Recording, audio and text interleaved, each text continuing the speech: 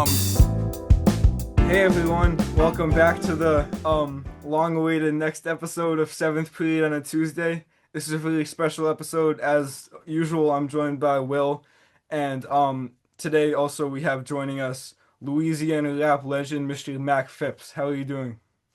I'm doing well. What about y'all?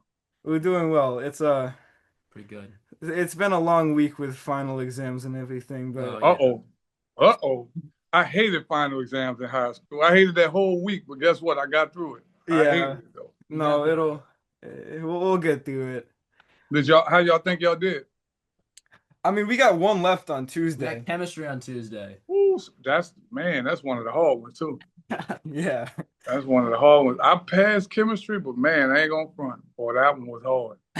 No, it's definitely gonna need to study a bit. Yeah, Um, and it's just about remembering all of those what is it, the symbols, the elements, Elements. symbols of the yeah, elements and stuff. Yeah. Yeah. periodic table. Hmm. Um, in any case though, so we met, what was it, like 2 weeks ago now? Yeah. Um, In Albany, right? yeah, we were at the New York State Capitol building. Yeah. We were lobbying for a bill, um, to emphasize the importance of freedom of expression in hip hop music. Right. Um, and we would go down to the different offices of like state senators, and we would tell them about a bill and why it was really important, especially in today's climate of hip hop in New York. And your story, I think, blew everyone away as to how necessary of a bill this was. So before I Right. say anything, I was wondering if you'd just like to share your story to the extent that you feel comfortable um about freedom of speech and rap, you know? Right. So, for those who may be listening who don't know, my name is Mac Phipps. I've been a hip hop artist I mean, informally. I've been a hip hop artist informally since 1984. Formally or professionally since 1989. Um, yeah, released my first album in 1989. Manny Fresh, the legendary producer Manny Fresh was my producer at the time. Um, and I started performing around that time, and just hip hop since then has pretty much been my life. Around 1996, I met Master P, and I think in early '97 I signed with No Limit Records and released two albums under that label. One is called Shell Shock in 1998, and 1999 was World War III. Toured the world, opened up for Snoop Dogg on a European tour. Pretty much was on my way in my mind to being one of the biggest, one of the best, right? So in February of 2000, me and my newly formed Camouflage Entertainment Company threw an event in a place right outside of New Orleans called Slidell, and a fight broke out on the dance floor. A young man was shot and eventually succumbed to his injuries. I was arrested about a couple hours later, and I ended up spending 21 years in prison for a crime that I did not commit. A young man confessed to the crime at that time. He was the father of two of my cousins, and he explained to them what happened, why he did it. They weren't trying to hear it, and they basically had no evidence to suggest that I committed it. There was no weapon. Every one of the witnesses changed their story. Um, and you had this confession, and yet I was convicted and sentenced to 30 years, of which that I did 21 and was granted parole and clemency by the then governor in 2021. John Bell, that was the governor. I was granted clemency and eventually parole, and I got out after 21 years. On June 22nd, so tomorrow will make 4 years that I've actually been, and I don't know if y'all have to cut that part out because it might be uh, the No, it's date, good. yeah, Oh no, because of the date. But Yeah. on June 22nd, 2021, I was released on parole after serving 21 years. So Wow. that's why the bill, or I guess this initiative was so important to me, because upon my release, me and my wife discussed what I can do that will make things better for people who may be in situations like mine, because song lyrics played a major part in securing the conviction of me. And the song lyrics that were used were totally irrelevant to the crime. They were songs recorded like 3 and even 4 years Hmm. before the actual crime. And it was used against me in court. So I made a promise that I would do whatever I can to stop that from happening to anyone else. So me and my wife started doing what we do and just trying to connect with people who had similar um, people who like minds, to connect with like minds. And we eventually found a collective of people who was thinking like us and who stood for what we stood for. And yeah, we've been pushing for bills across the country to get passed to stop song lyrics from being wrongfully used against Hmm. artists in court. Yeah, that's amazing. I mean, so I wasn't at the Capitol building with you guys, so this is my first time meeting you. Nice to meet you. It's Um, a pleasure to meet you too, young yeah, man. I heard your story from Oliver, and I was immediately blown away. He was like, "Oh yeah, we should get him on the podcast." I was like, "We need to." I mean, I mean, going through such hardship and then coming out the other side and not just like enjoying your life, but dedicating your life to making sure that this doesn't happen again. It's just it's very I it's very commendable. Oh, and I appreciate that. I think part of it is therapy for me, because whether I display it consciously or unconsciously, prison affects you. It has a certain effect on your mind, and in particular for that amount of time. Yeah. We're talking 21 years. Like I missed most of my 20s, all of my 30s, and half of my 40s were Hmm. spent, incarcerated. So, while I was there, I was mentoring, I was doing a lot to help people in the population. So when I got out, it was kind of like my way of just still being in that mindset of helping people and just, I think part of it is giving me therapy and helping me deal with, what I was going through. Yeah, that's no, that's as Will said, that's extremely commendable. Like it's amazing to still have so much care for a cause that has been affecting people for so long. I think the stat was it like almost 800 cases of people who have said stuff like in songs that's been the full basis of the conviction. So I Yeah, think it's yeah. been 800 is what they know of. Those are the many of those numbers come from like the appeals and honestly, I believe the number is much larger. I think it's Oh in the yeah. thousands. I think it's 800 that we know of because we have to also consider that there are less known people that go through it, people who don't really have a following. I mean, I've heard of a case where just some words scribbled in a notepad, like a poem, was used against someone. Yeah. And I've heard of another case where a guy was actually rapping someone else's song, a famous artist's song, and that was used against him. And I think that's just unfortunate. I think that when you're trying to secure a conviction for someone that is going to require them spending the rest of their life in prison or even 20 or 30 or 40 years, when you plan on taking that type of time away from someone's freedom, I think you should have more than song lyrics Yeah, as evidence. definitely. And just to be clear, for the people who might not know like the nuances within the bill, there's kind of a misconception around it. The bill doesn't state that song lyrics cannot be used as evidence, Right, but right, it just states that they have to be subject to a higher burden of proof, and then that can't be like the only evidence to convict them, you know? right, right. So basically, in my case, the song lyrics were used as what's called propensity evidence, right? Mhm. Meaning because I made these type of songs or I said this type of thing in my song, I have the propensity to commit this actual offense. In other words, they used it as a character witness against me. Mhm. They couldn't use it as actual evidence because the lyrics had no relation to the crime, but they just wanted to prove to an already biased jury that he says this type of stuff, so it must be true. to him and his character. And that's what we want to prevent. We want to prevent song lyrics from being used as a character witness against an artist. And because we believe that not every work of art is a true reflection of the artist's life. Hmm. And we know this. And that's where we draw the line. Yeah.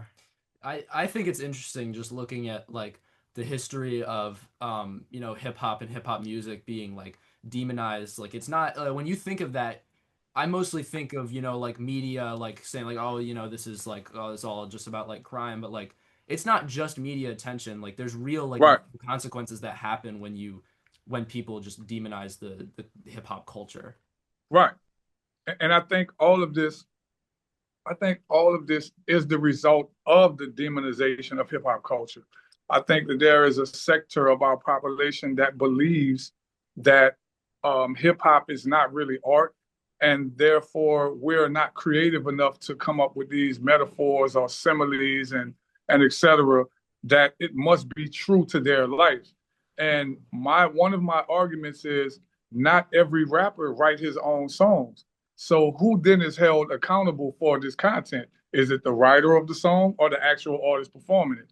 And I just think that that's a rabbit hole that doesn't even need to be Yeah. brought up because you can go down that rabbit hole so deep. It's like, nah, let's just keep song lyrics by and large out of it as a character witness against an artist. Right. Because as we discussed at the Capitol, I mean, you may have a rapper that says, he's a killer. He may talk about guns. He may shoot this and do that in his record, but he also says in that same record that he owns a jet, he owns a hotel, he owns 9 Bentleys and have 25 beautiful women imported from Russia. I mean, let's just be real here. We know that this is not real life. You know, this is not true to life. This is um, hyperbole. This is we exaggerate. Rakim said it the best. The great, who I call my favorite rapper of all times, is the great Rakim. He said we like to exaggerate, dream, and imaginate. I mean, that's what we do. You know, we use hip hop or our art form as a way for us to transcend whatever our current circumstances are. I think people need to realize that it's kind of just part of the culture.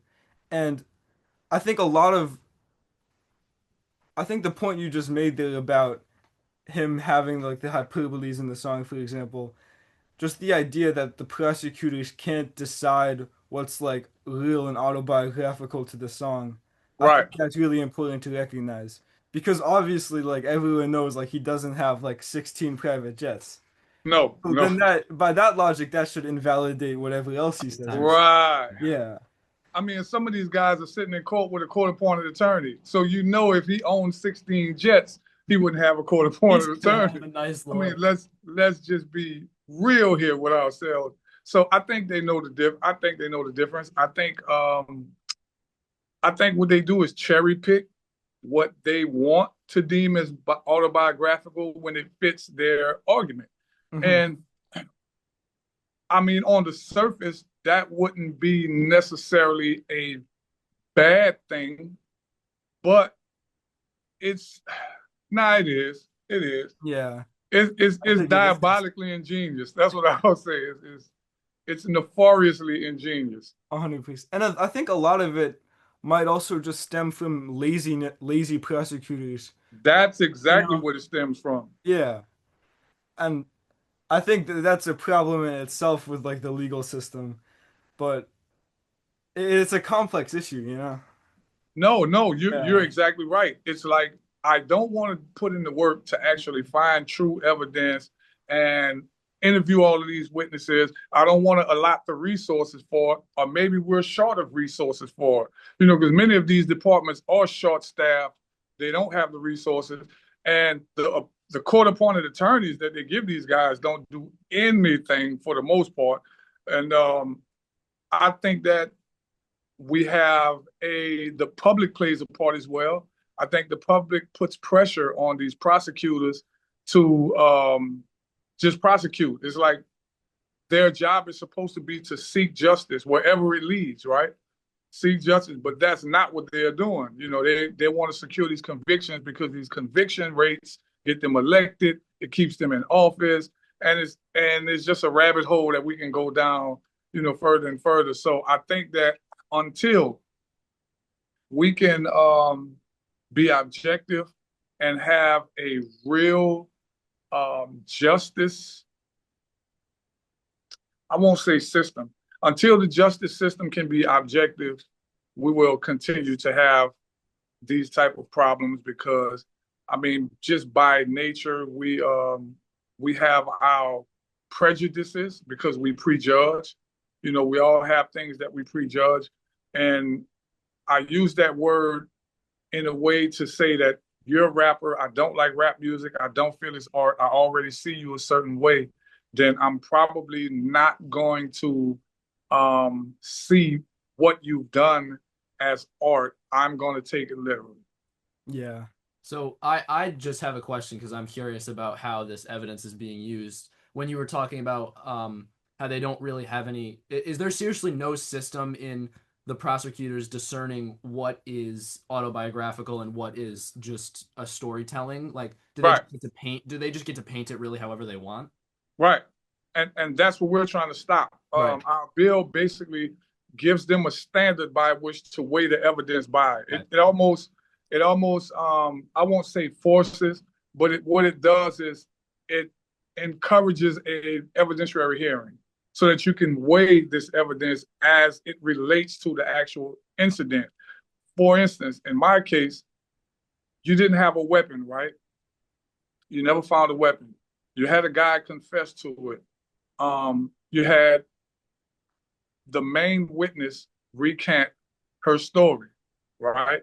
So because you had nothing to tie me to this crime, I had no criminal record as a juvenile nor as an adult.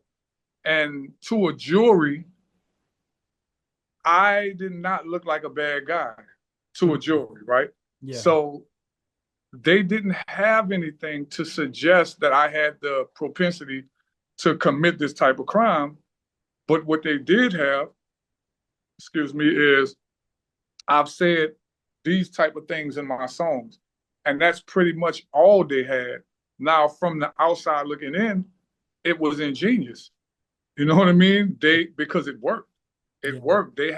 They were able to convict a young man, even if it wasn't me. They was able to convict this person with no evidence, no witness, no gun, and yeah, I mean they did a great job from a prosecutor's standpoint, but I believe it was due to lazy detective work, lazy police work, and I believe the prosecutor was forced to use what he had to work with, and it was pretty much nothing. So Mhm. he went to the song lyrics. He took two songs that I had and he spliced them together. He took a piece of one song and a piece of another song, put them together. He became a rapper. He put the bars together and Simple. Great producer.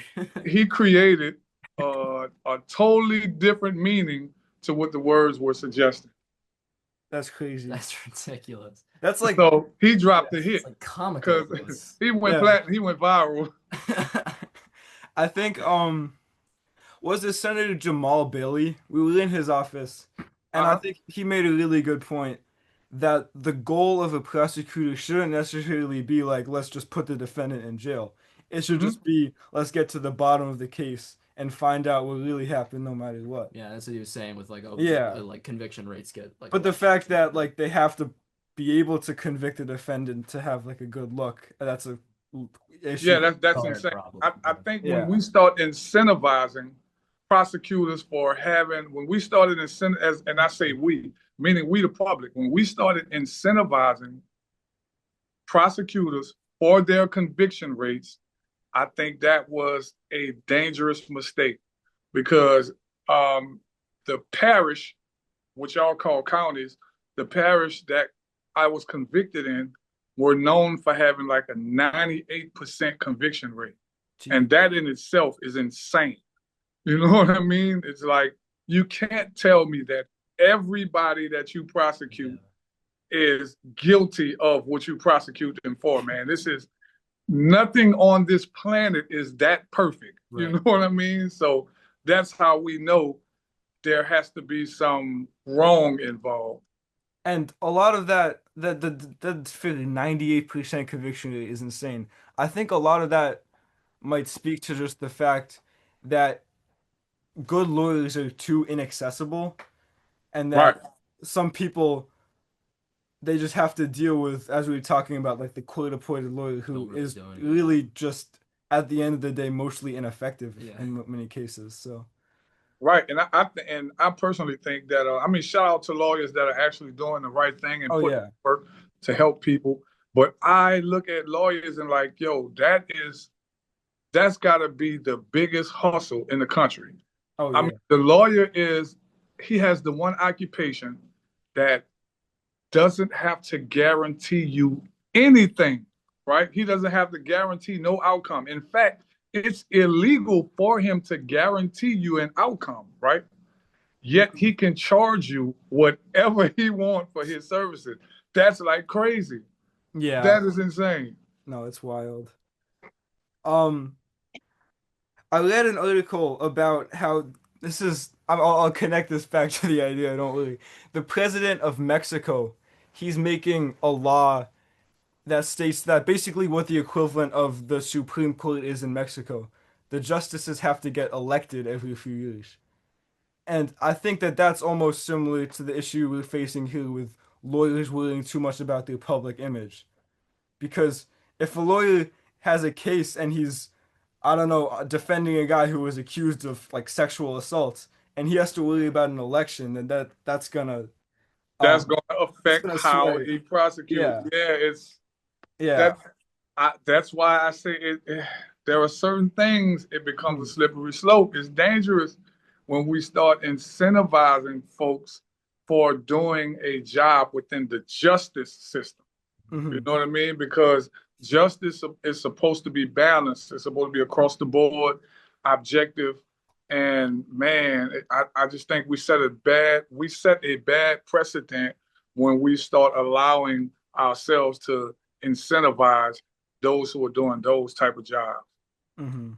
That's why, because we always say like, oh, in court you're innocent until proven guilty, but I think what you're talking about, how incentivized the justice system has become, I think even for me personally, like when I hear cases, sometimes my first thought isn't okay, well, what are the facts and everything. I like sometimes my mind might jump to that person just being guilty, and I think that's become a huge part of the problem, even for like the public, like you were saying, like if they just want to see a high conviction rate, that doesn't really Right, make any sense if you're asking about justice. You shouldn't care about the rate. You should actually care about the facts of the case. right. Mhm. And I think that's just human nature. We all jump to a conclusion when and and we all have our biases, our implicit biases, right? So when we look at something, depending on the way we view the individual or individuals, we jump to a conclusion, right?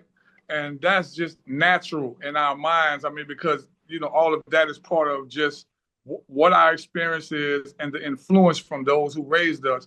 We all have these biases. Now, at some point, we become mature enough to start seeing things from the opposite angle, and we start understanding, okay, now we begin to be objective. When I was in prison, I used to sit and watch guys when we would watch the news. Let's say they would have, oh, it's been a robbery on the corner of such and such street, and so has been arrested. I want y'all to think about this. Guys in prison are sitting there watching the news saying, oh man, they need to give him 100 years.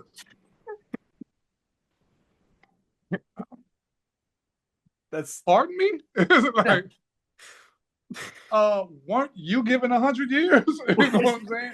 how long And you you're here for? claiming you're innocent. You're fighting your case, claiming you're innocent, and you want that guy to get 100 years. So I think, um, man, beautiful will be the day when we start wanting for others what we want for ourselves, because I think it's just natural when it's somebody else's. When the person is connected to someone else, we're like, oh, the system needs to bring the weight of the system down on him. But when it's our loved one, we like, oh my God, please have mercy on my child. We got to talk to Judge so and so. My aunt knows the DA. I want, you know what I mean? We're trying to do what we can to save our own. But when it's somebody else's child, we like, they need to give that SOB such and such, you know what I mean? So I think that's what the problem is. I think that's what the disconnect is.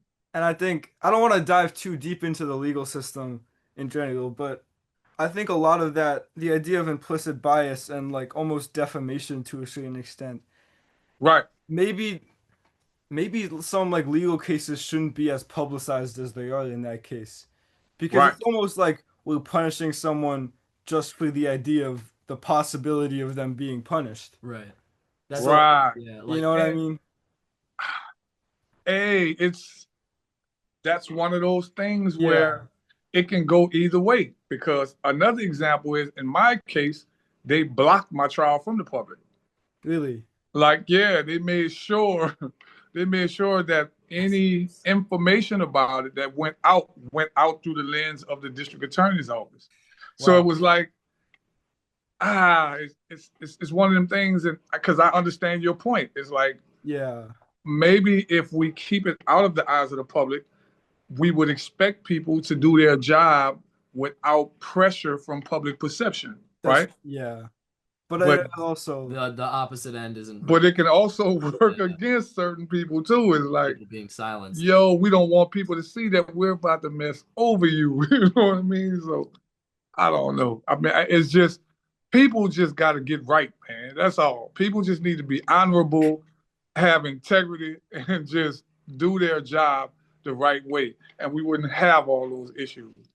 and I think just ultimately the end goal of this bill is just to be able to hold um mainly prosecutors, just hold them accountable for integrity in the legal system and like maintaining Right. a sense of objectivity even when it might not benefit them. So I think that's what I pictured as ultimately what would happen in a perfect world with this bill.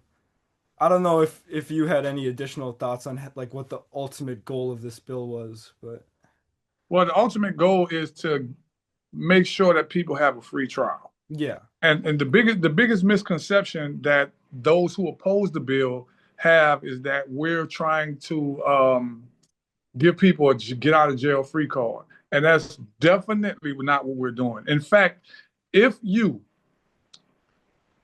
if you get on your song and you detail specific crimes that you did commit, Hmm. and they can tie evidence to what you are saying, and you place yourself on the scene with your words, you give motive with your words, and they can place you on the scene, then my brother, they need to give you 4,000 years. You need to be buried. They need to dig your grave up and Yeah. then prosecute you again. So I mean, if you're that irresponsible, Hmm. then you deserve it. That's not what our bill is going to protect you from. Yeah. What our bill is going to protect you from is from them saying, well, hey, 2 or 3 years ago, he made a song and the song was violent. So because he made that type of song, he is the type of person that can do this. Nah, you got to give us more than that. You know what I Hmm. mean? Especially if you don't have any evidence tying this person to the crime. And that's what we're just trying to make sure people get a fair trial. Hmm. It's, I mean, we want those words to be weighed like any other evidence. You know what I mean? Because what the prosecutors are doing is trying to use it as a confession. They're trying to use these words as a confession. And that is simply not true. There are too many elements of not just hip hop, but just art in general. You have so many artists across so many genres that have made songs that, man, if the same standard were used, we would all be in jail. I mean, one of the most famous songs in American history is the Bohemian Rhapsody. Mama, I killed a man. I mean, come on. We can't just take everything like it's what did Johnny Cash say? I shot a man in Reno just to watch him Yeah, die. something like that. I mean, we can't. We I mean, you got what the group formerly known as the Dixie Chicks. They have a song called "Goodbye Earl." They killed the hell out of Earl. I mean, but we got to know that this is all freaking art, man. Carrie Underwood kills somebody in almost every one of her songs. She kills her ex-boyfriend, her husband, or whatever in every one of her songs. You know. That's so funny. Yeah, I think again that just comes back to the clear demonization of hip hop and hip hop music. Like Right, right. you don't see this kind of trial happening with like a pop song. You know what I mean? Hmm. Mm-mm. Nah, because they're it's viewed differently. It's viewed more like art. You Yeah. know what I mean? Yeah.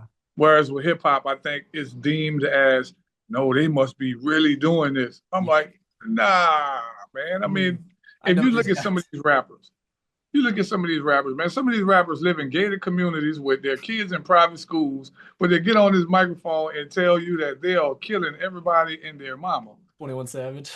Yeah, I mean, it's like it's like, man, I mean, like, come on. We know that these people are not actively selling drugs. Rick Ross said, I wait, how he said it? He said, I got something with the real Noriega. The real Noriega, he owed me 100 favors. No, you don't. No, you don't, brother. No, you don't. I mean, we know this stuff is fantasy, man. Let's Oh just keep yeah. it real.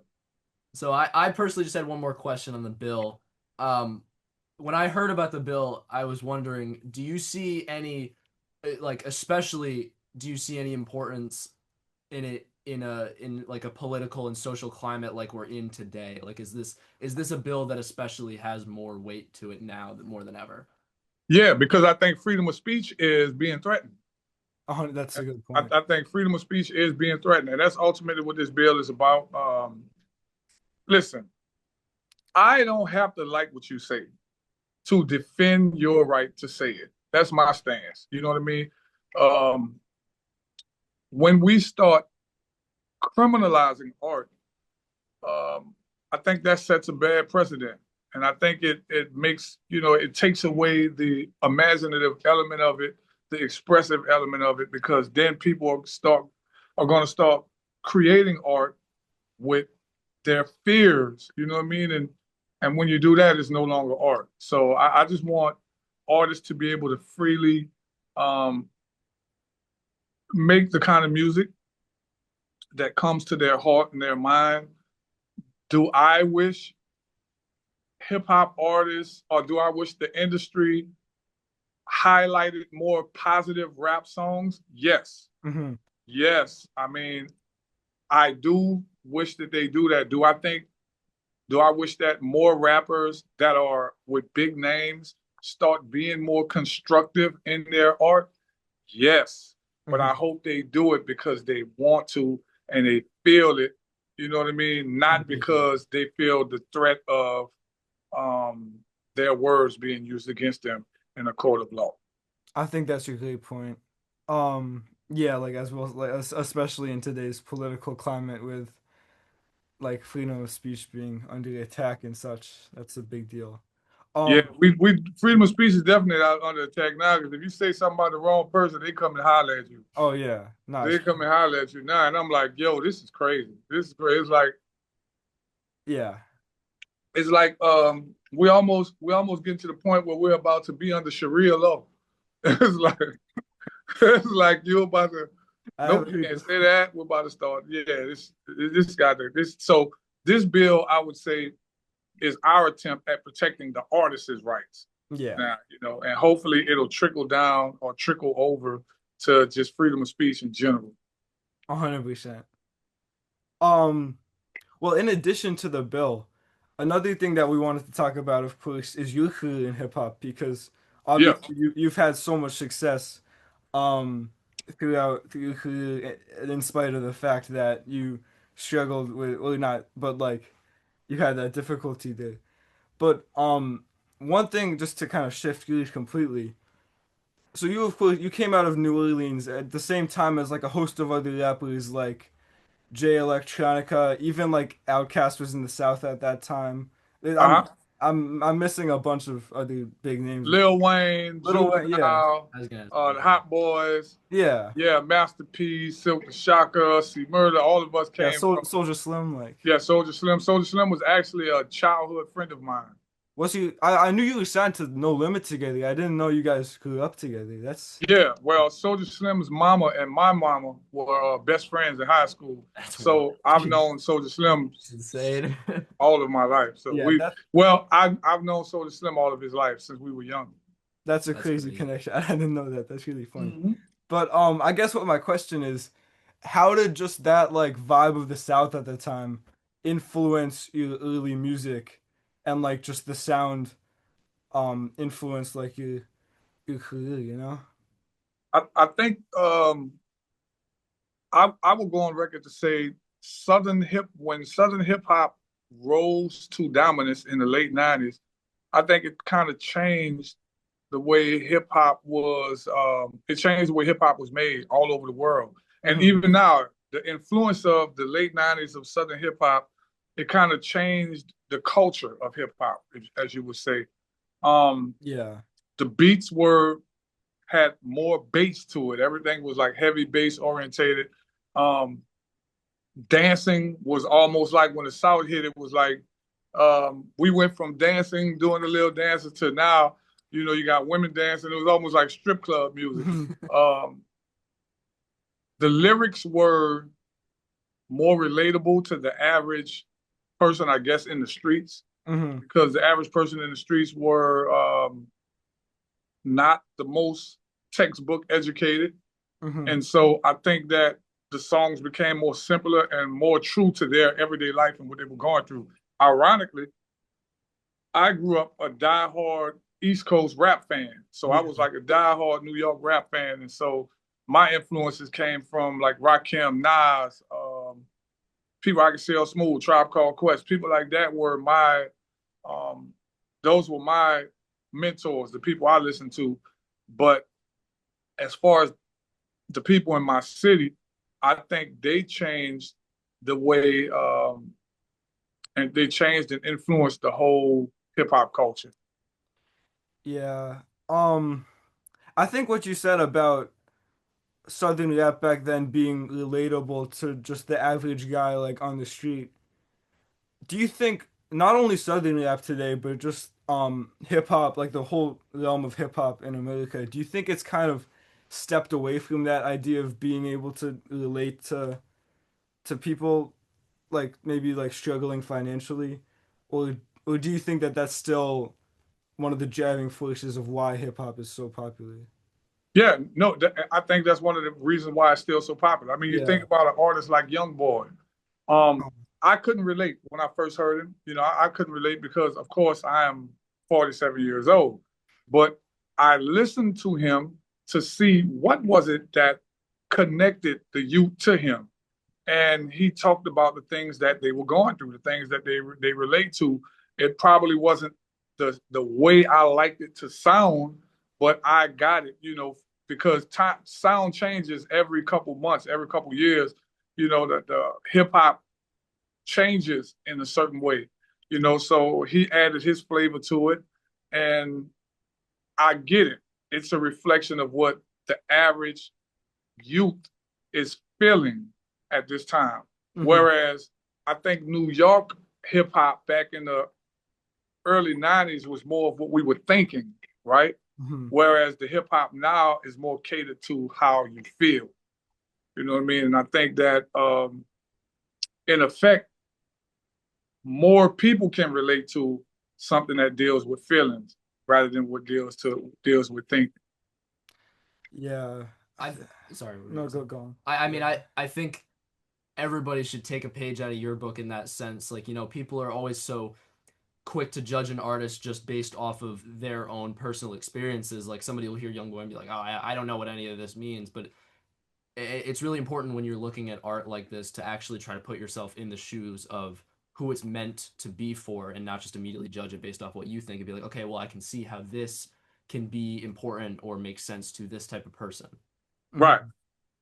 What's the Jay-Z line on Renegade from the Blueprint? It's like you have like white boys from like the suburbs like criticizing music that like relates to like people in like the hood and like that. I butchered that quote. It's something along those lines, but I think that's what more people need to realize, maybe, especially in today's scope I of. don't know, but I remember Jay-Z saying, I do remember a line. He said, whoever said illegal was the easy way out couldn't understand the mechanics and the workings of the underworld. I would never Yeah. forget that. He was basically saying, if you think that doing what they were doing on the block in those projects to make a living was easy, you're out of your mind. You know Mm, what I mean? That is yeah. not easy. You know what I'm saying? It's not a way to. I definitely don't encourage someone to live. I would be an advocate to say that is hard. Y'all don't want kids. I promise you, you don't want to do that. It's hard work. No, I'm That sure. is literal hard work. It appears easy, but that is not an easy task. So I would tell kids, don't do it. It's Hmm. not easy. I think one thing that fascinates me about like hip hop back then was the idea of like the sectional divide between like I was not gonna only say like that, the East yeah. and West with like Pac and like Nas or whatever, but Right. the South and the North. And I've listened to like music from the 90s and 2000s from like the South. Like there's a line on like a J Electronica song where it's like you got like rappers like we got northern rappers calling southern rappers like lame or something like that. I know you mentioned that you were really influenced by like the northern culture. I was wondering if you experienced any of that like sectional tension that maybe was like cited by other people in that time. Um, I'm pretty sure that when No Limit, because no, our regular No Limit hit the industry by storm. I mean, we were something that they had never seen by and large. It was just something different. And I do believe that like anything, like with anything else, it was something new. So people from New York probably were like, "What in the hell is this?" You know what I mean? Because it Mhm. was something new. It was something they couldn't relate to as far as the music of it, the language of it, the slang, the accent. It was something they couldn't relate to. And we have to remember that New York is the standard for hip hop. It is the mother of it. So, of course, um, the mother sets the standard. And truthfully, the kids, which I consider the East, I mean the West, the South, um, the Midwest, we were all kids of the mother. Even though we had our own thing, we still wanted to be approved by mother. You know Yeah. what I mean? We still wanted that approval from mother. In fact, um, it felt good when New York artists basically gave us some sort of validation back then, like, yo, you Mhm. dope, or this, that, and other, because I mean, we always looked to that because that was where it started. You know what I mean? As far as personally me getting any attention, I didn't really have much pushback or people seeing it a certain way because I think that what my strength was taking New Orleans swag, New Orleans lingo, but a New York flow. Yeah. You know what I mean? And a New York vocab. Hmm. And I think that kind of helped me in a sense in both worlds. Hmm. That's interesting. I was I was yeah, it's funny you say that being able to blend like the New York flow with maybe the Louisiana New Orleans like beats. I was listening to Shell Shocked a few days ago. There's a few songs on it. You have to what's the one with Soldier Slim? Can I Ball? Is Can that I ball? Yeah. Can I Ball? I thought that was fascinating because obviously it definitely has sort of that Atlanta like trap vibe to it in the production side almost. But I definitely heard some ideas of relating to like flows from New York rappers. I think that thought you brought up was really interesting there. Oh yeah, Soldier Slim was Yeah. actually an East Coast rap fan as well. Yeah. Yeah, so me and him, when we were in middle school, like we used to be, every time we saw each other, he would have a rap. He'd be like, "Man, come listen to this." Or when I Yeah. saw him, I'd be like, "Listen to this." I remember Soulja Slim liking Wu Tang. He liked Method Man. He liked Jay Z. Um, he liked a couple artists from New York. But Slim was he. If I had to credit Slim with anything, he embodied the street sound or the street swag of New Orleans. Like he was. If you wanted to know what a New Orleans guy, um, his sound, a New Orleans street guy, swag and sound, it was definitely Soulja Slim. I think another artist from New Orleans that took the New Orleans swag, but an East Coast flow, and he went to the stars is Lil Wayne. I think Yeah. nobody done it like Lil Wayne. Lil Wayne basically studied the greats. He studied the masters in the East Coast, and he added his New Orleans flair to it. And I think that's why he is the great Lil Wayne that we know today. Jay Electronica is probably the most the deepest the lyrically deepest artist that I've heard from New Orleans. He's probably lyrically the deepest artist I've heard. His swag was so East Coast that a lot of people thought Jay Electronica was from New York. Yeah. Yeah, they thought he was from New York, but he was cut from that same cloth that I like to say that I was cut from. We studied the masters, Hmm. you know what I mean. So because because we studied them so closely, our flow just reflects that. Would you say, like you were talking about how you've known like Jay Electronica and Soulja Slim for a while, would you say that your styles back then almost complemented each other and that you guys helped bring each other to new heights and that maybe like that sort of camaraderie that you had almost Well, helped I want to make a clarification. uh-huh. If I did say this, I was wrong. I knew Soldier Slim for most of his life. Oh. I didn't know Jay Electronica. Oh, I'm sorry. So I must have misinterpreted. So what's crazy is Jay Electronica blew up while I was in prison, Yeah. and he's around my age. So most people that knew me were basically trying to tell me who he was. They said I was supposed to know him. Like they say he was on the scene because there was only a small community of underground real hip hop fans in New Yeah. Orleans.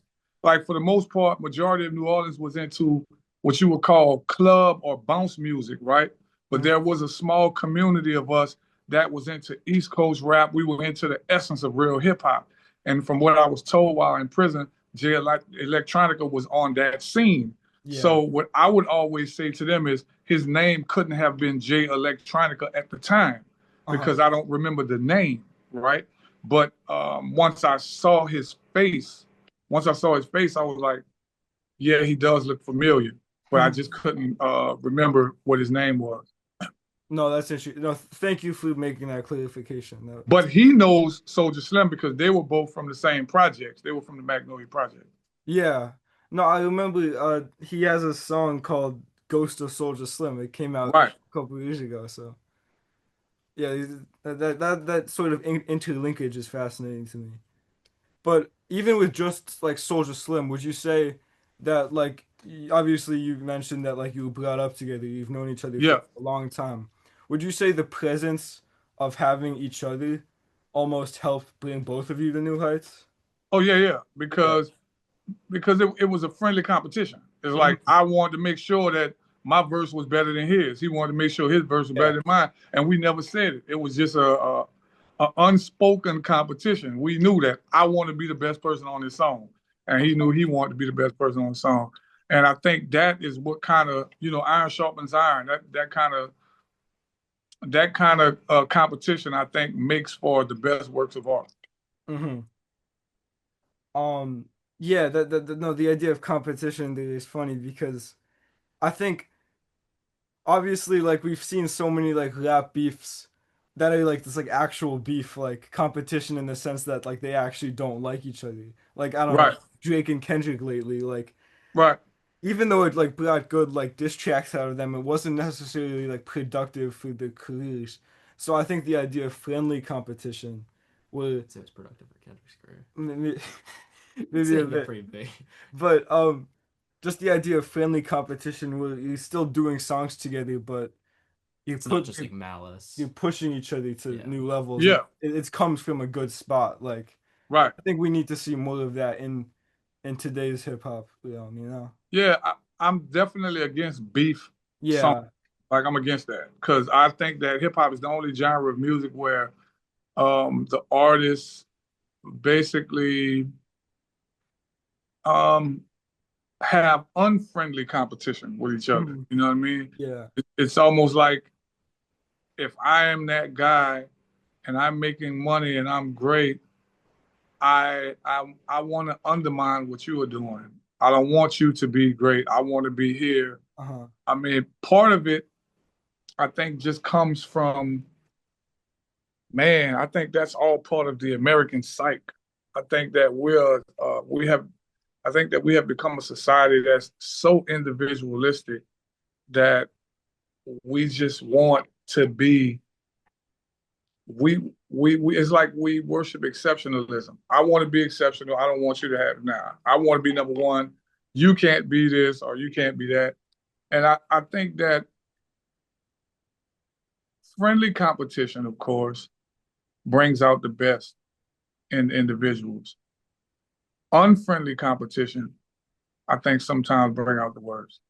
Hmm. So just to piggyback off the idea of like friendly competition and working together, you were in a group with three others called the 504 Boys with Yeah. oh Master P. It was Soldier Slim was No, I don't no, think. was this past? Sorry, who were the other three members in that group? I just can't remember their names. Well, the original 504 boys, I think, were me, P, Silk, Silk and um, C Murder. Mystical, see murder. So I would say this. I think the 504 boys simply meant a collective of all of us that were on No Limit. Okay. Hmm. I think it was just a collective of everybody because when they put the album out, it was everybody, everybody Yeah. that was on No Limit. It was almost like a compilation album. That was what was the name? Goodfellas? Goodfellas, yeah. Goodfellas It was like 2000. a yeah, it was like a compilation album. So, yeah, so I was just wondering, like with your experience like working in that group, like how did that go on to affect like what you would do later? Well, ironically, I was arrested right before the album came out. In fact, Oh. one of the songs on the album that became a single was a song called Wobble Wobble. I Yeah. wrote that song. I recorded it in 1998 or 99 originally for a friend of mine who is now deceased named Mr. Magic, who was also with the 504 Boys. I recorded it for his album. And the original version of the song was only three of us. It was myself, C Murder, and Mr. Magic. That was the original song, Wobble Wobble. Hmm. So what Master P did, because he felt it was a hit, he put it on the 504 Boys album as well, remixed it, and got others to get on it like Crazy, Mhm. Magic, Silk, The Shocker. We had C Murder was on it. We had Mystical ended up being on it. It was a bunch of it was more people on it and he put it on the 504 Boys album. I got arrested on February 21st, and I think 7 days later they shot a video for it, and it became a number one single. And I had to learn about that from my jail cell. Oh, And most of the guys on the tier with me used to they used to call me every time it came on the MTV countdown. It was number one. They would be yelling to my cell like, "Slim, your song is on the thing again, man. It's number one." And I would just get so angry, I would just go ball up under the cover and go to sleep. oh Jesus. I That's didn't want to see it. I was like, That's yeah, yeah, I just go insane. lay down. I like honestly feel bad even for talking about that. Nah, it's okay. It's okay. If you look at the video, I'm not actually physically in the video. They had to take a shot from one of my other videos and they clipped it and put it in the video because I was already arrested. that's That's sick quite irony. the introduction Jeez. to Yeah, yeah. yeah. So that was the 504 Boys album. There were two hit songs came off of that album that I wrote. It was that one, and it was a like a street club ballad Yeah. just a nasty song called "You Ain't Gotta Say Too Much" from the look Yeah. in your eye. So I wrote that one, and that's another one of those songs that wasn't originally written for the 504 Boys That's album. Uh-huh. interesting. That was originally written for a young artist we had called Mercedes. It was written for her album. We put it on her album, and Master P, recognizing what's going to be a hit, he took that song off of her album and put it on the 504 Boys album. And we never shot a video for it. It never was on the radio, but it became the most popular song on the album. That's interesting. Yeah, I mean, just hearing from that, it seems like there was like a lot of collaboration between you guys. That's really cool. Yeah. One thing that was interesting to me, I don't know how true this is. I was reading it on your Wikipedia page actually. Mm-hmm. It was talking about how in like the late 90s, like maybe like 96, 97 range, you rejected an offer from Def Jam to move you out to New York because you preferred the idea of being signed to No Limit. I was like wondering what about No Limit was more attractive to you than like the idea of being in New York with Def Jam and such, you know? Proximity, Proximity. plain and simple. It was like I had an opportunity to go to New York um, and get with Def Jam. I met Kevin Liles like in 1996. I met Kevin Liles, and a friend of mine who was the DJ on the radio in New Orleans, who is still a DJ on the radio, is DJ Wild Wayne. He introduced me to Kevin Liles at the Gavin Music Convention. It was a hip hop convention that used to come to New Orleans every year. So he introduced me to Kevin Liles. I rapped for him. I played my demo for him, and he was feeling it. And he was like, "Yo, I think you got something." And um, everything okay? Sorry. Yeah, well, I Oh, just want sorry, to get I'm the just lights turning up. on the It's just getting dark for our picture. Oh, okay. light. So Sorry, go on. So he introduced me to Kevin Liles. I rapped for him. I played my demo for him, and he thought it was dope. He Hmm. pitched the idea of me possibly coming to New York, and yeah, so he showed real interest, and I thought about it. I left out of the room with him after shaking his hand and meeting him, and thanking him for appreciating my art. And when I left out of his room and got on the elevator, I ran into Master P, KLC, and like the whole No Limit, and they were like, "We having a party upstairs." So I'm like, "All right, cool." Went to the party, and we talked. He told me what he was trying to do, and it was just something about it was something about the way he kind of just laid everything out and the familiarity with everybody that was around him. Like I knew almost everybody that was around him. Master P was probably the only person in that circle that I didn't know. Yeah. I knew all of his producers, all of his artists. I was friends with all of these guys. So my logic at 19 years old was like, Hmm. well, my minus and plus is this. Def Jam would be a dream come true. Def Jam was like the signature hip hop label, right? Hmm. Just having the Def Jam stamp would be bigger than life to me, right? But if I go to New York and things don't work out, I'm kind of stuck in New York in unfamiliar territory. I don't know anyone, and I'm kind of on my butt, as they say. Hmm. Um, Whereas if I'm in New Orleans and things don't work out with this group, well, I'm here at home. You know Yeah. what I mean? And so I can kind of just put that behind me and move on.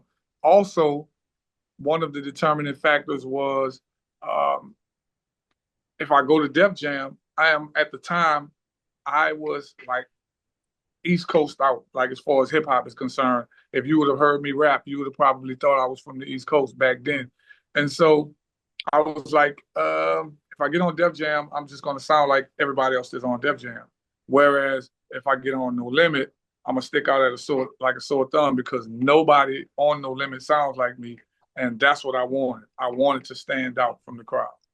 It definitely shows quite a bit of confidence, like in your sound and the Louisiana sound as a whole, to tune down Jeff Jam and be able to like commit to the project that Master P was putting together. I think Yeah, that confidence you had is really commendable. Like, yeah. Well, I wanted to do something different. I wanted to stand out, hmm. and ultimately, just frankly, like any artist, I wanted to be the number one artist in the world. I wanted to Yeah. be the best rapper in the world. And I felt that No Limit was um, a vehicle to get me to a certain point, and then I was gonna branch off and do my own thing. Hmm. Yeah, that's amazing. Is there any part of you now that thinks back to that and was like, man, I could have been on Def Jam? You know, like Nah, no. nah, because I think everything kind of worked out the way it was supposed to go. Hmm. Um, as far as musically, Hmm. I think my only hiccup was, of course, the case took 2 decades away from me. I think during that time, I would have put out some albums and probably would have been one of the highest gross touring artists Hmm. in the world right now. That's That's wild. yeah. But, that's ultimately wishful thinking because we Right. can't really determine the outcomes of what would have happened. But nah, I don't regret any of those decisions I made. That's really good. And one thing that I think is amazing as well, just the fact that you continue to put out music after Yeah, you've released. Like I was earlier today I was listening to the 2022 album Son of the City. yeah, And there's so much quality in that. I think one thing that stuck out to me was the production element of it. yeah, You like blended like whole classic Southern trap sound with maybe like live drums at times. yeah. I heard well, the second song, Proverbs, I had. Correct me if I'm wrong. Was that live drums like in the studio? What, Proverbs? Yeah, Yeah, Proverbs were actually live drums. yeah. Yeah, that was all of that was live. The drummer is live, the bass player is live.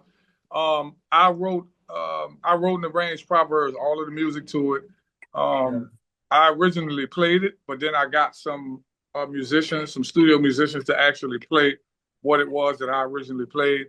And it turned out exactly how I wanted. Proverbs is that song that has grown up with me. I record it every so many years Really, as I mature in thought, I re-record it That's because it's really like cool. it's almost that particular song is like my diary. Like that's interesting. it gives That's really me cool. it kind of is a reflection of who I am at the time that I record. That's amazing. I was wondering whether you think that, with obviously with your use of like live musicians in the studio on that album, do you think that maybe at times like the classic like trap beat and like modern music and like modern hip hop, do you think that sometimes too many artists to rely on like computer generated drums for those trap beats? Or Um, like really specific question. I mean, no, no, no, that's a good yeah. question, and I want to answer it in the best way that I can. So if it works, Yeah. hey, winning covers a lot of sins. Winning, when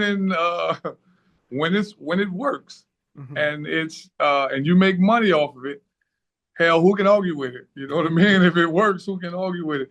I might think it sounds like garbage. I might think it's Yeah. trash, but if it works, then it's kind of hard to argue with success. Um, when it don't work, that's when we kind of break down like, hey, yo, maybe you shouldn't have done this, maybe you shouldn't have done that. So I guess if it's working for an artist, and music is subjective. Hmm. I am more of a person that loves a live sound. Like Same. I love to hear live drums, heavy bass lines, piano, string. I love to hear just that. I love to hear that. That's why I love like Anderson Paak, Yeah. Bruno Mars. I love their music because it sounds full. When you listen to it in your car, close those windows, you can kind of hear everything. It's heavy. You know what I mean? As far as Hmm. musically in itself, the trap beats they are not as heavy, Hmm. but if it's banging and people jamming to it, it's kind of hard to argue with that. That's fair. Again, I think that is just a cool way that you look at, the like modern music scene because I feel like a lot of like you say like old heads, like a lot of old heads will look at the new stuff and be like, "Oh man, whatever, like that's trash or whatever." But it is again really important to look at the newer things and try to put it into context. I think it works at. I'm a person that believes that everything is a reflection of its time. Hmm. Um, Man, it would be hard as hell to be recording. People are recording more music now at the speed of thought. They're doing it much faster. So it'll be hard as hell to record a bunch of music with a bunch of live musicians all the time. Definitely. You couldn't be putting out as many songs as some of these artists put out if you was relying on real musicians, because guess what? You got to mix that shit. When you talking about live music, you got to have somebody actually mixing that and making it sound great. So I think that the way music is done now and the trap drums and all of that stuff is simply a reflection, whether we like it or not, a reflection of the times. With those drums and with those synthesized sounds, we're able to put out more music more faster than we ever done before. Yeah. And it's also, I think, a reflection of like the media and the demand for The demand, right, the demand for artists to release albums in quickly succession. right. You've seen people like how many albums did like Youngboy drop like last year? Like A whole just bunch. yeah. I mean, think about how many when Kendrick Lamar and Drake were beefing. Just think of Yeah. that. I remember beef from back in the days. We had Nas and Jay Z. We had LL Cool J and Cool Mo D. We had Biggie and Pac. Right? They would release a diss song. Bam, Yeah. man, he would do his thing. The other one is in the studio. His song might come out about 6 months from now. It might be his retaliation, or 3 months from now, whatever. This guy, Kendrick Lamar, was releasing like back to back diss songs. What was it? Drake was Songs in one they day? were going like every other day. And I think at one point, Kendrick Lamar released like three of them within a day or I something think like yeah, I that. think we had three in a day. I think it was Yeah, so what was it? Six. there is no way possible that could be done back in the days with the way we was recording music back then. That would have not been possible. Right. Hmm. Um, That's funny. so I think the way that it's done right now is just a reflection of the time. You can't tell me AI wasn't involved That's true. with their beef. You can't tell me AI wasn't involved in that beef, because the mind just doesn't work that fast. Hmm. I have to, and hey, I don't knock it. I don't knock it. Hey, do you? I don't knock it. No, it's, I need an AI. I need an AI. I need an AI rapper next to me so they can write me some stuff. yeah.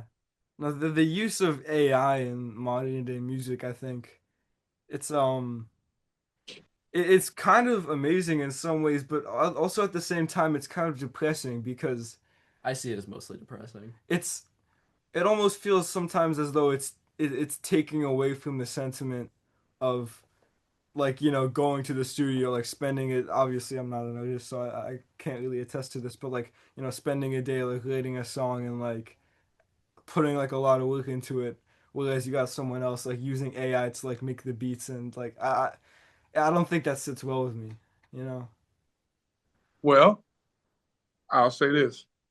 I think that it feeds the demand of the time. Yeah. That's what I'll say. It feeds the demand of the time. Now, I agree with you in the sense that the whole process of the way we recorded music, it was it was fun. I felt something because we went to the studio. It was a feeling. We got in the studio. We heard the beat. We wrote to it. We poured out our thoughts. We poured out our heart on this music, and just the whole process was an event. It was something that we enjoyed doing, Hmm. and I think the AI element removes the human element of it out of it. It removes the soul from it. So I do agree that it removes the soul. I think that the only thing that it's quote unquote good for, if I mean good or bad is subjective, the only thing that it's good for is feeding the demand. Hmm. That's it. That's the only thing it's good for, because in essence, you can't get true soul from a computer. You can't get my experiences, my heart, and my feelings from this computer. That you can't do it. I mean, it can try to simulate it, it can try to imitate it, but Won't get it's it. not going to really be me. And I think that the demand from the audience has created AI. That's that's interesting when you talk about like the love of like the process. Yeah, this is slightly unrelated, but a while ago I saw this somebody asking somebody who knew like Frank Ocean, like, oh, is he in the studio? And the guy was like, oh yeah, Frank is always he's always in the studio, he's always making new stuff, and we're just not seeing it dropped. Like Right. much as we would love to see that dropped, it's interesting how you don't see the like true love of the process for music as much in today's day. Like it's just become about the love of like fame and numbers and not really about like the love of what you're creating. That is true. Now, it's in this game, it's because I guess there's so much competition now. We used to have record labels like Def Jam, like a No Limit, like a Cash Money. They served as, whether we admit it or not, the record label back then served as a gatekeeper, right? Hmm.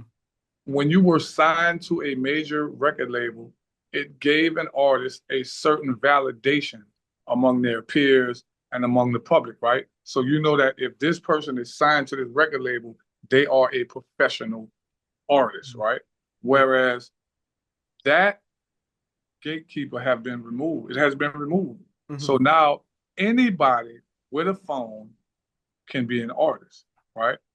So what has happened is the great thing is I have always dreamed of a day where there was no separation, no barrier between Hmm. my art and the audience. I've always dreamed of that day. Hmm.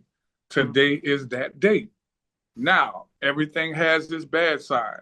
The bad side is because there is no longer a barrier between the audience and the artist, you have an oversaturation of artists. Mm-hmm. You got so many artists that to even be heard over the crowd of other artists, you have to be either exceptional, you know what I mean? You have to be as extremely exceptional or so bad and idiotic that you're exceptionally bad. It's like we Hmm. live in extreme times. Either you're extremely this or you're extremely that. And I Hmm. look at hip hop today, and this is no disrespect to no artist, but the worst of our culture has been placed on the top. Yeah. It's like it's flipped upside down. You know what I mean? It's like the tail is not a head, the head is not a tail. You know, and that's what I think has happened as a result of the demand and the fact that there are no longer any barriers between the artist and the audience. And I think that says a lot about like the average consumer of the art and like what they are shifting to like look for in like the new sound. I think what you said about like the bad being on the top, it's almost like human nature to like look for some degree of like negative. I'm not sure where I'm going with this. It's like human nature to look for some degree in like of negativity in certain forms of art. And I think it would be interesting. You were talking about earlier how you would love to see like mainstream hip hop artists promote like more positive stuff. It would be interesting to see a shift in that direction, maybe. You know, not that I Right. think it will happen, but I think mhm. we may be experiencing a shift in it. I mean, obviously, I I was not a fan of They Not Like Us because I didn't like to see beef between two artists. But everything else on Kendrick's albums is Kendrick is, I think, the perfect artist to be at the helm of hip hop at this time Mhm. because his music is, he's not talking about being the biggest drug dealer. He's not talking about being the biggest killer. His music is not all positive in the sense that we've been taught positivity is, but it deals with the inner being and it encourages a higher self. Yeah. And that's what I respect about the fact that we are finally in times where that is a thing. Mhm. Because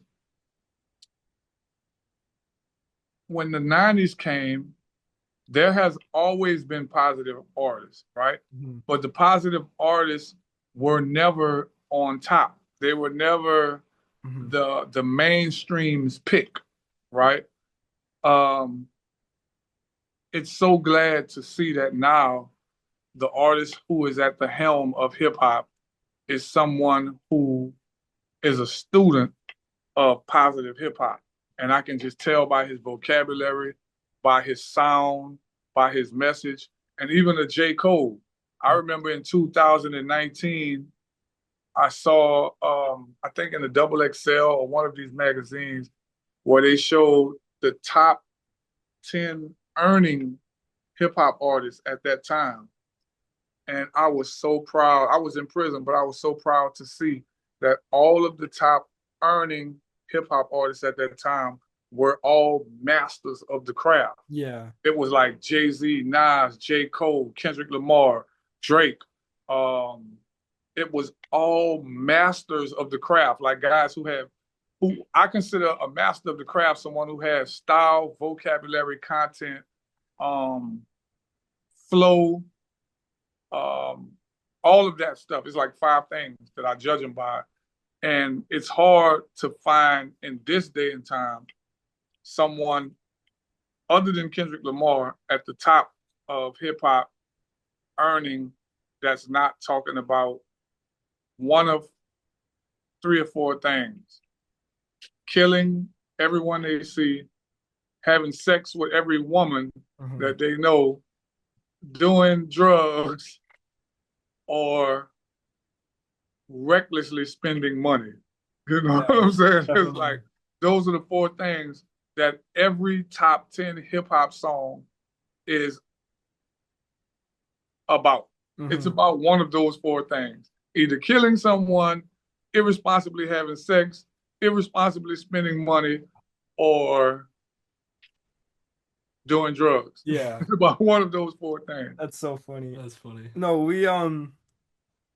we saw Kendrick Lamar live at MetLife together last month, and And I, how was it? it I've was never seen him live in concert. yeah, the way he brought people together It was was amazing. beautiful. As much as I think the song "Not Like Us" is obnoxious, I love the his new album.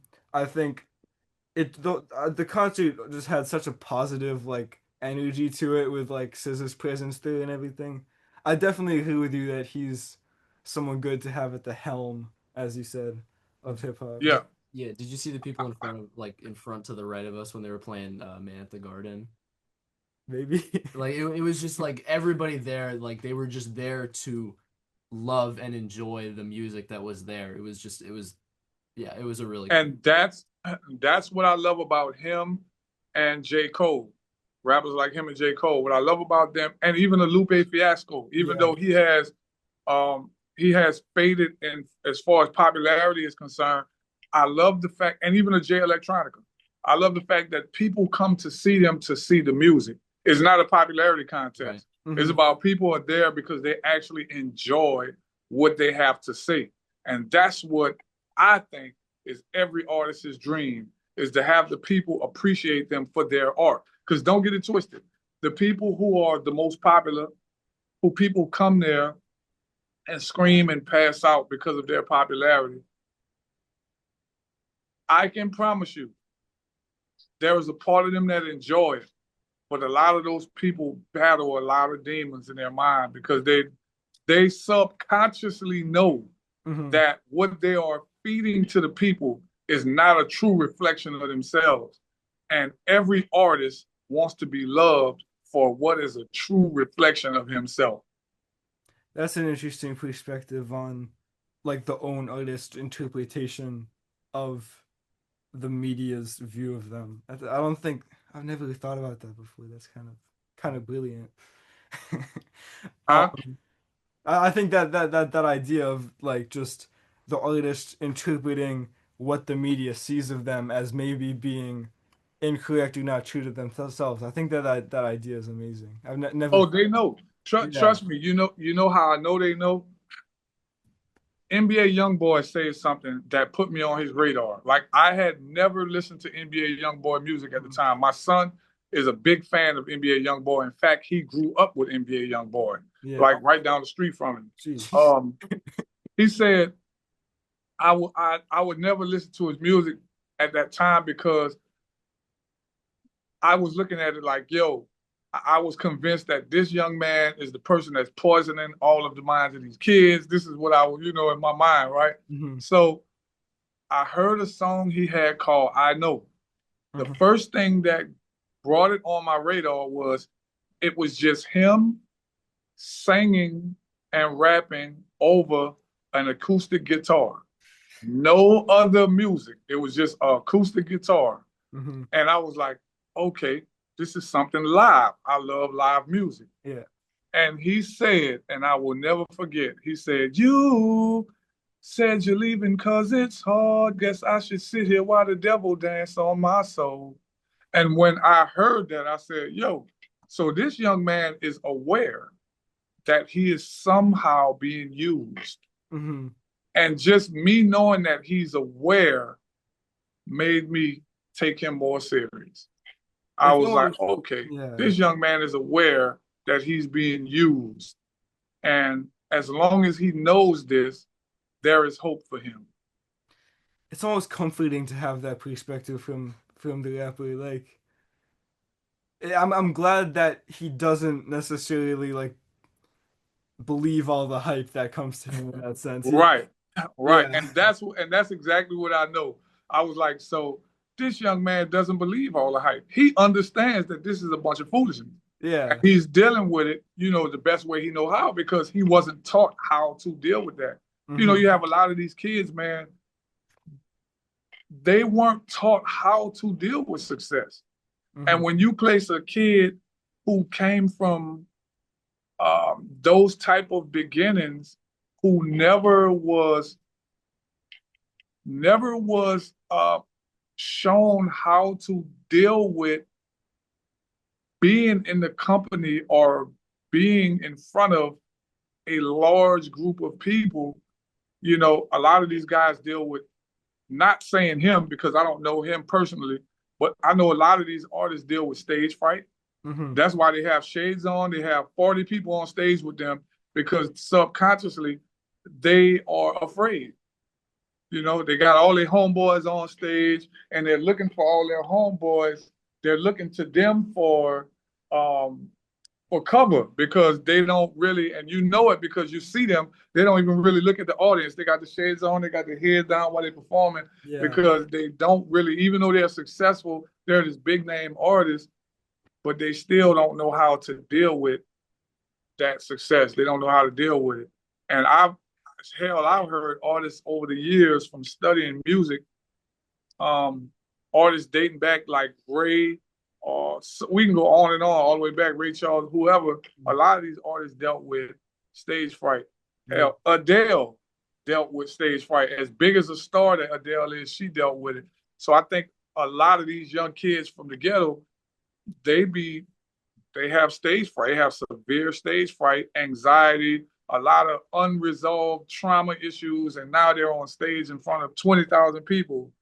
And so what they start doing is drugs to try Yeah. to help suppress. Um, they turn to drugs thinking that it's going to help suppress all of that or help them deal with that. And they learn a hard lesson that, hey, all it does is um, Makes it worse. numb you to it for a few minutes, and then you're back at it again, and you Right. got to deal Yeah. with it again. So I think that's what a lot of these artists deal with, and that's what I immediately thought when I saw him. No, I think that perspective is definitely not talked about enough with like the mental side of being a rapper, you know. Um, we don't want to take up too much of your time. We said it shouldn't take more than an hour. This has been a fantastic conversation, you know. Oh, no problem, no problem. Same I here. I enjoyed y'all. Y'all Yeah. asked some um, very good questions. Very No, good questions. I yeah. did a lot of interviews, and I think y'all questions made me think. Yeah. That was good. No, that That was our I'm goal. glad. We can't thank you enough for, Yeah, seriously, this has taking the been great. time to do this. It's obviously you're a legend from the South in hip hop, so and this is kind of like the first time we've interviewed someone Yeah. So the fact Uh-oh. that we landed you as like someone like I think this was a really good So experience. look, I want y'all to remember that. Y'all gonna be Yeah. great. And y'all gonna get big. And Hmm. y'all gonna and don't get the big head when y'all see me once y'all Oh become yeah. stars. Don't get the big head. We So won't. We won't. when I see y'all in about 2 or 3 years and y'all got like all these bodyguards and everybody, and I walk up, I'm like, hey, don't be like, yeah, get him out. This guy. We will. Security, security, Get security, him out of here. man. Get him out of here. We won't turn to hard drugs to numb us from Yeah, fame. Be like, security, security, get them. That's so funny. that's amazing. Anyway, was there anything else we wanted to talk about before? Um, Nah, I think we covered everything. I yeah. just want to tell you, young men, I appreciate y'all. Y'all Mm, asked some great questions. I look forward to seeing more of what y'all do. And yeah. I want to encourage y'all to never stop. If this is what y'all want to do, keep doing it. Be consistent. Consistency beats exceptionalism Mhm. any day. I'm telling you, if you be consistent, it's like the hare and the tortoise race. I'll never forget. That's why we were taught that as kids. We know a rabbit and a turtle didn't actually race each other, but that consistency wins every time. So that's what I wanted to say to y'all. I appreciate it, man. Thank you. Thank you. Yep. And that's it. That's all I got. Perfect. Have a great night. Y'all have a great evening as well, young fellas. Yo. I'm Thank you. out. And I believe in the power of us, made in their image, in their likeness. The reason we write this is with hopes that will inspire others to take it higher and further than those before us. They're waiting for us. Your thoughts make your realities. I wish that I could share with you all formalities. But if I had to sum it up in just